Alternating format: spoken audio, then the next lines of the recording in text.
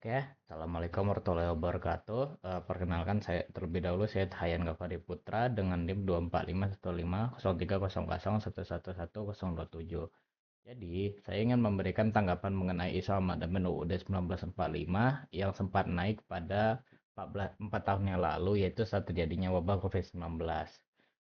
Saya melakukan beberapa analisis terhadap video yang diunggah oleh Narasi Newsroom di akun YouTube-nya dengan judul MPR ngotot amandemen UUD 1945. Buat apa dan siapa? Narasi Newsrooms.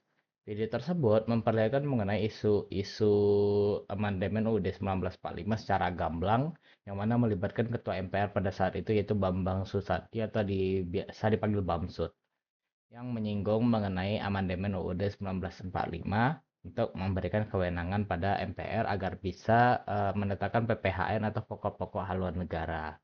Yang mana menurutnya perubahan ini diperlukan agar Indonesia tidak banyak berubah haluan setiap pergantian kepemimpinan. Pernyataan ini menyebabkan banyak sekali kontra dari berbagai faksi. Hal ini dikarenakan perubahan ini belum terlalu diperlukan dan juga berdesakan dengan keadaan saat itu yang mana lagi gencar-gencarnya wabah COVID-19 yang melanda seluruh dunia, terutama Indonesia. Oke, di sini saya berada dalam posisi kontra dengan catatan ini merupakan pandangan subjektif. Mengingat amandemen UUD 1945 berarti mengubah inti atau dasar dari negara ini, sebagaimana disinggung dalam video tersebut juga oleh salah satu juru bicara DPP Demokrat, yaitu Herzaki Mahendra Putra.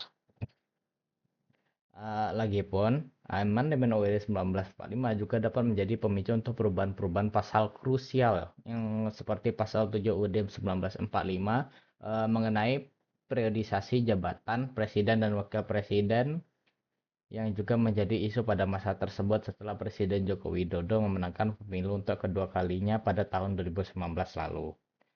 Salah satu peneliti di Pusat Studi Hukum dan Kebijakan Indonesia atau PSHK yaitu Agil Oktarial juga mengatakan bahwa seharusnya amandemen UUD 1945 ini merupakan dasar hukum tertinggi di Indonesia haruslah menjadi kehendak rakyat. Nah, di sinilah titik krusialnya, yaitu harus menjadi kehendak rakyat. Yang mana pada masa itu COVID-19 benar-benar mengguncang Indonesia sehingga isu amandemen terdengar seperti hal yang tergesa-gesa sehingga timbullah pertanyaan, apakah ada kepentingan terselubung di balik rencana tersebut? Maraknya berbagai isu sosial, perpanjangan periode kepresidenan dan absolutitas kewenangan MPR juga menjadi hal yang membuat rencana tersebut menjadi terkesan bahwa ada hal sesuatu di baliknya. Jadi lebih seperti karena kan waktu itu kan COVID-19 lagi marak-maraknya sehingga semua aktivitas itu online. Jikalau amandemen itu direncanakan untuk dilaksanakan, harusnya ya rakyatlah yang melakukan hal tersebut. Tapi karena COVID-19 dan rakyat tidak bisa menyuarakan pendapatnya secara langsung, eh, hal tersebut bisa menjadi celah untuk dilakukannya berbagai jenis manipulasi. Jadi amandemen tersebut bisa berakibat fatal karena kan banyaknya celah.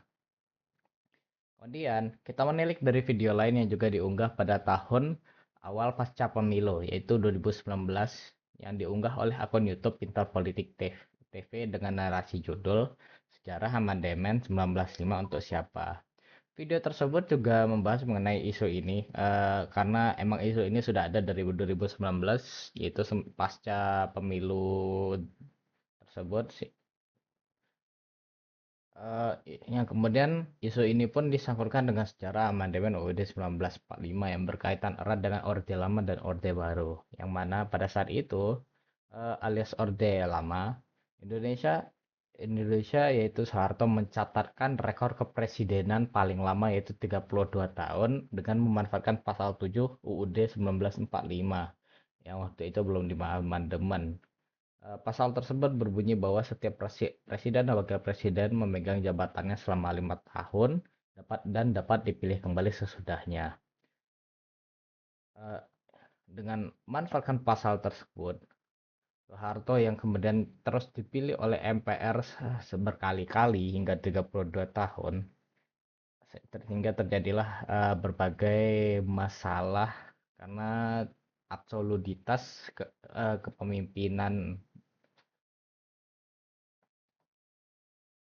Video tadi juga membahas banyak mengenai pasal-pasal yang diubah setelah amandemen. Jadi kan kita paham bahwa dengan adanya amandemen UUD 1945, kita juga bisa melakukan perubahan terhadap pasal-pasal lainnya dan ini menjadi titik yang paling penting dan juga dapat menjadi titik balik yang paling ekstrim juga untuk negara ini.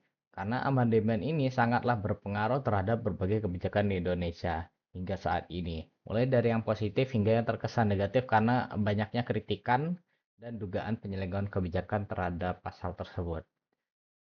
Kembali lagi, menurut saya amandemen UUD 1945 ini memanglah hal yang terlalu tergesa-gesa karena tidak adanya inisiatif dari rakyat agar amandemen tersebut dijalankan. Eh, Juga pada tahun itu COVID-19 menjadi prioritas utama untuk diselesaikan. Sehingga isu amandemen ini menurut saya itu sangatlah tidak berkepentingan karena kan banyaknya celah dan untuk dilakukan malpraktik seperti manipulasi data dan suap. Oke, sekian penjelasan dari saya. Assalamualaikum warahmatullahi wabarakatuh.